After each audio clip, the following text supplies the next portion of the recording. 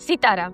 એક માં કે જે દીકરાના મોત પાછળ રડી નહીં, પરંતુ એક એવી આગ બની કે આખા ગામના વંશનો અંત લખાઈ ગયો। આ છે આસબાઈ માની સાચી અને કંપાવી નાખે તેવી કથા।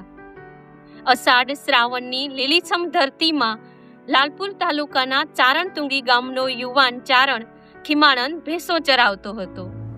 કુદરતની મીઠી ઠંડકમાં ઊંઘ આવી જાય છે। બીજી બાજુ તેમની ભેંસો ચરતા ચરતા બાજુના જસાપર ગામના એક રાજપૂતના ખેતરમાં ઘૂસી જાય છે અને થોડી વારમાં અડધું ખેતર સાફ। ત્યાં તો ખેતર માલિકના બે યુવાન દીકરા આવે છે। ક્રોધમાં અંધ સુતેલા ખીમાણંદ પર તૂટી પડે છે। થોડી વારમાં યુવાન ચારણની હત્યા।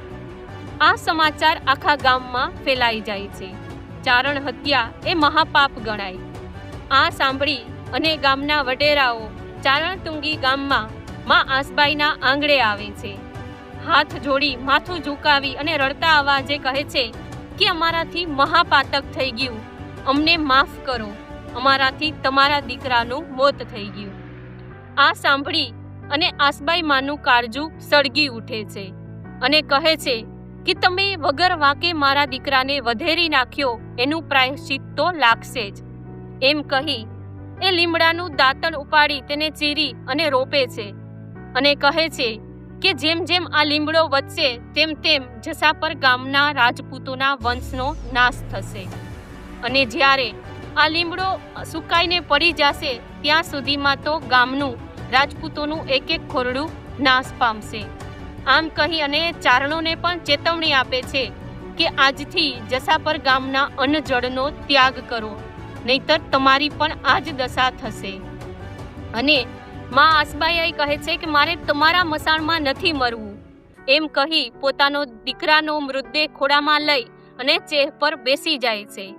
માં જોગમાયાને યાદ કરે છે ત્યાં તો જમણા પગના અંગૂઠામાંથી અગ્નિ પ્રગટે છે અને આસબાઈ માં અને તેમનો દીકરો ખીમાણંદ પંચમહાભૂતમાં વિલીન થઈ જાય છે।